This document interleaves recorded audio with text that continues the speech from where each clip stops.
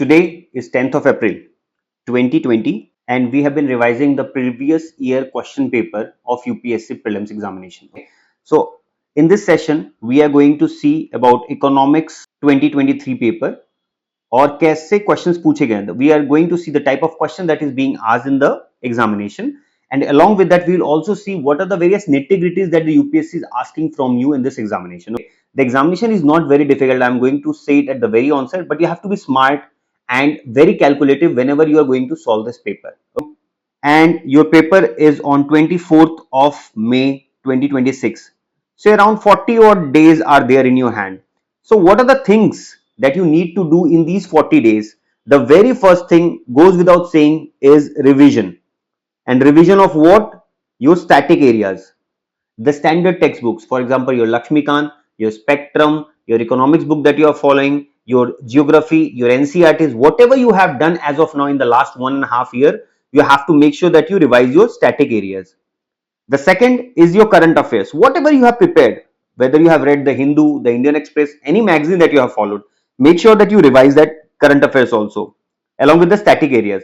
The third is your mock test. The mocks which you have already given, the sectional test, the various tests of the subjects such as polity, geography, history, economics, science and tech, environment, any test that you have given, make sure that you revise it properly before you go for your prelims examination. So revision becomes a very important thing, and along with the sectional test, your mocks, you see also the previous year question paper. This is what we are doing now. We have already started the current affairs section. If you haven't watched it, we have completed 2 sessions. Eventually we are going to cover more, and around 500 topics, including both the mock and the current affair topics. We will cover 500 topics. So if you want to score well, make sure that you also go through that. The videos are not very lengthy and bulky, and it's not information overloaded, but what we expect that UPSCs can ask from the various topics that is going on. Okay, so let's start with the session. Today we are going to see 2023 question paper. So starting with the very first question, one says, interest income from the deposits in infrastructure investment trust in which distributed to the investors is exempted from tax, but the dividend is taxable. This is a wrong statement. In the last section also I told you the purpose of the government is to make sure that you tax any profit that you are making. Okay, so this is a wrong statement. The second statement is in which are recognized as borrowers under the SARFAESI Act 2002. This is a very general statement and a right one. So statement 1 is wrong and your statement 2 is correct. So answer is D. Statement 2 is correct, in which are classified as borrowers under the SARFAESI Act 2002, enabling lenders to ensure security interest. Okay, and the statement was incorrect because under the Income Tax Act, interest and dividends distributed by InvITs to unit holders, in general we call it as the shareholders, or let's say the person who has invested the money, are generally taxable, not exempted. Correct? Question number 2. Consider the following statements in the post-pandemic or the post-COVID. Okay, in the post-COVID era, many central banks, see many central banks. What is a central bank? RBI is a central bank of India. This is how we know about central bank. Worldwide has carried out interest rate hike. That is a correct statement, because in COVID what we have seen that because people were not borrowing much, the economy was taken a hit. So the RBI and the government also were pumping a lot of money in the market. So there is a lot of consumption. And after COVID, because there was a lot of pumping of money in the economy, inflation was rising, and due to which this step was taken. So first is the right statement. Central banks generally assume that they have the ability to counteract the rising consumer prices via the monetary policy means. This is also right statement. So both statement 1 and 2 are right, and statement 2 is the correct explanation for statement 1. A is the right answer. In previous sessions also we have seen that questions related to RBI, questions related to monetary policy have been asked by UPSC. So make sure that you revise it accordingly. Okay, let's move to question number 3. Which one of the following activities of RBI, again a question on Reserve Bank of India, is considered as sterilization? In general we in Hindi we call it as साफ करना or सफाई. ठीक है, कुछ let's say the vaccination has to be sterilized, it has to be clean of what? Impurities, or let's say the excess money that is floating in the economy which can have an inflationary effect. So that is sterilization. Conducting open market operation, we also called as OMO, okay? Open market operations. So this is the right statement. Answer is A. Question number 4. Consider the following markets: government bond market, call money market. Third is treasury bill market. We also called it as T-bills.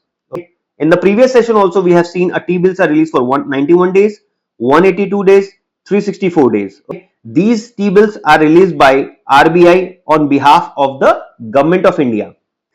The fourth is the stock market. How many of the above are included in the capital market?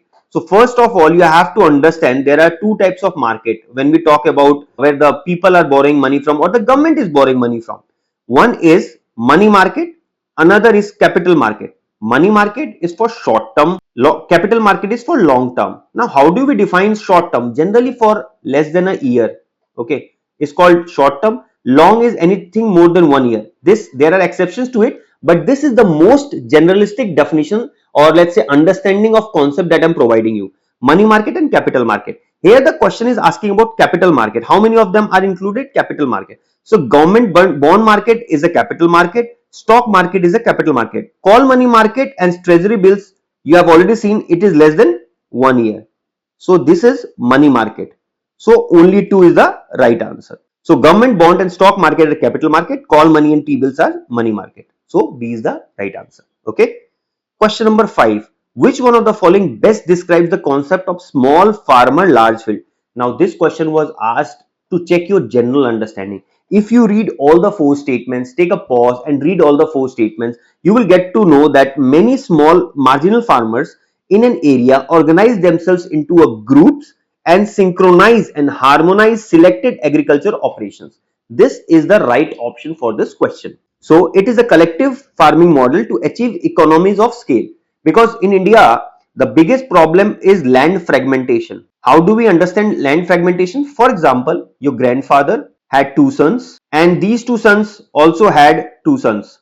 So let's say he had 10 acre of land. Now the land is divided between father and uncle, 5 acres. Now between the 2 sons, 2.5. So this is, you see, in the third generation, the land holding has actually become very less. So this is the major problem in Indian agriculture if you see the current scenario. Question number 6. The government of India provides MSP for Niger seeds. This is a right statement. It is the scientific name that has been provided just in order to scare some people. It might be a wrong statement, right? But generally UPSC doesn't play with these trends, but you have to be cautious if the name is otherwise very upfront looking wrong to you. Niger is cultivated as a kharif crop. There are basically 3 types of crops in India. First is Kharif, second is Rabi, third is Zayad is basically from Feb to March or let's say April also at times. Kharif is the summer crop. You sow during the month of March and by July or August you try to reap. Rabi is from October to your February. So this is the rough timeline that I'm trying to provide you.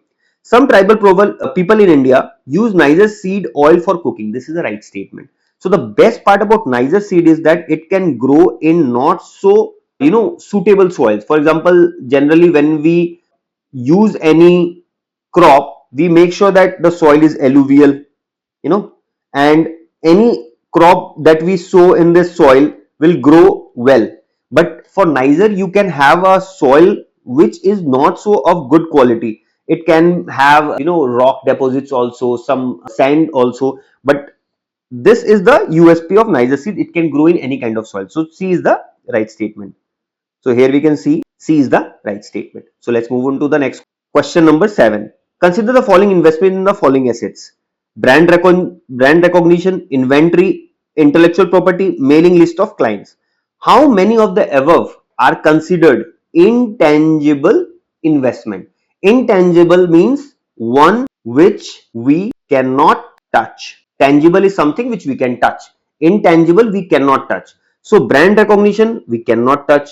Inventory, for example, anything that we are keeping in our storehouse is considered as an inventory that we can touch. Certainly we can. So intangible. So brand recognition is intangible. Inventory is like it is tangible, right?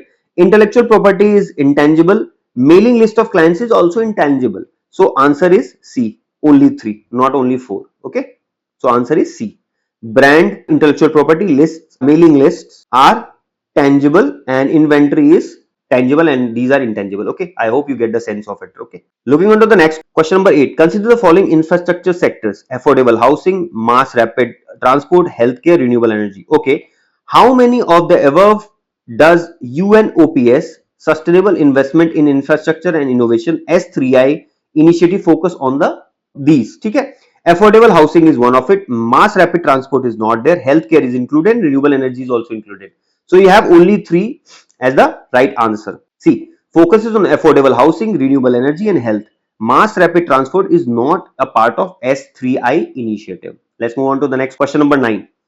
Consider the following statement with reference to India. According to MSMEs Act 2006, the medium enterprises are those with investment in plant machinery between 15 to 25 crores. It's actually less than 10 crores. So this is a wrong statement. And time and again, Government of India tries to bring a definition which is very holistic. And you have to make sure that you know what is the difference between micro, small and medium enterprises. So these are technicalities that one should know. All bank loans to micro small enterprises qualify under priority sector. This is a right statement. So B is a right statement. You have to understand what is priority sector lending and how it is formed. What are priority sector lending certificates also. You have to make sure that you know it. Okay. So the correct answer over here is B. A small enterprise where the investment in plant and machinery or equipment does not exceed 10 crore and turnover is obviously 50 crore. So you can be asked this as well. Okay. So make sure that you know the nitty-gritty of MSME Act also. What are the various sectors? This is again a very important question, and a question can be expected this year also, because RBI has been pushing Government of India to bring something related to CBDC. This is also called as e-rupee. Consider the following. It is possible to make payments in digital currency without using the US dollar or SWIFT system. That is correct. A digital currency can be distributed with a condition programmed into it, such as time frame for spending it. That is also correct. So answer is C. Okay. Let's move on to the next question, number 11. In the context of finance, the term beta refers to the process of simultaneously buying and selling of an asset from different platforms. That is a wrong statement. An investment strategy for a portfolio, an investment strategy of a portfolio manager to balance risk versus reward, a type of systematic risk that arises where perfect hedging is not possible, a numerical value that measures the fluctuations of a stock to changes in the overall stock market. So beta is actually your D option, a numeric value that measures the fluctuations of a stock market to changes in the overall stock market. For example, if you buy a stock, there are two aspects. One is alpha, another is beta. Okay, so these two variables actually measure. Alpha means if the share market, or let's say Nifty, is growing X amount, your share should grow X plus, and if in beta it falls Y and your Y is relatively lesser. Okay, it's, for example, it falls more but your Y is lesser. So this is the basic difference between alpha and beta. Answer is D. Question number 12. The SHG program was originally initiated by State Bank of India by providing microcredit to, it's not SBI, it is actually NABARD. Okay. In an SHG, all members of a group take responsibility for a loan that an individual member takes. That is correct. The regional rural banks and scheduled commercial banks support SHG. Very general statement. Do not have to worry about it. So here the answer is only 2. The answer is statement 1 is incorrect. See, SBI, it's not SBI, it's NABARD actually. Question number 13. Switzerland is one of the leading exporters of gold in terms of value. That is correct. India is also an importer of gold. And if you see in year 2025, there is a possibility that some question related to it can be asked in your examination, because most of the central banks have bought gold and they have tried to have a lot of gold with them so that they are ready for any uncertainty that is going in and around the world. So that was the major reason that the central banks around the world is buying it. So statement 1 is correct. Switzerland has the second largest gold reserves. This is a wrong statement. It's not Switzerland. US and Germany has the maximum reserves. So statement 2 is incorrect and statement 1 is correct. That means C is the right answer. Okay. So let's see the answer. C is the right answer. Okay. US is first and Germany is at the second place in terms of having the gold reserves. And in terms of value, Switzerland is number 1 in terms of export and all. Okay. Question number 14. India accounts for 3.2% of global export of goods. This is a very exaggerated. It's less than 2%, or let's say just touching approximately 2%, not 3.2%. So this is a factual information that UPSC is checking. So make sure that whenever you read, now students ask what are the data that we need to refer. This is a good data. India accounts for 3.2% of global export of goods. So what is India's contribution when we talk about supply chains being impacted? When Prime Minister Modi is talking about supply chain is being impacted because of the war between US and Iran. Okay, so this war is going on and supply chains are being impacted. So how is India contributing to the global GDP and how is India contributing to the global trade? This you should know. So this is a wrong statement. Many local companies and some foreign companies operating in India have taken advantage of India's production linked incentive PLI scheme, that is known as production linked incentive, is being used by many companies in order to promote their manufacturing in India, even the foreign companies. So statement 2 is correct, 1 is incorrect. So D is the right answer. It's around 1.8 to 2%, as I told you, less than 2%, and 3% is the ideal that we are trying to achieve. Question number 15. Consider the following statements about G20 meeting actually took place in India in 2025 and becomes very important. I think in the month of February it took. Similarly, AI summit has taken place. So expect some question on AI this year in your UPSC prelims examination. Let's look at the statement. G20 group were originally established as a platform for the finance ministers and central bank governors to discuss the international economic and financial issues. Correct. Digital public infrastructure, we call it as a DPI, is one of India's G20 priorities. This is also right statement. So C is the right answer. Okay, both the statements are correct. So for your examination, as I already told you, make sure that you revise your PYQs, you revise your mocks, you revise your static areas. This is the major thing you have to do along with your current affairs. So I hope this video was helpful. Make sure that you do these basic things very nicely, and in a day of around 40-44 days, you will see some good results for your hard work. I hope this video was helpful. All the very well for your examination. Take care of your health. Jai Hind.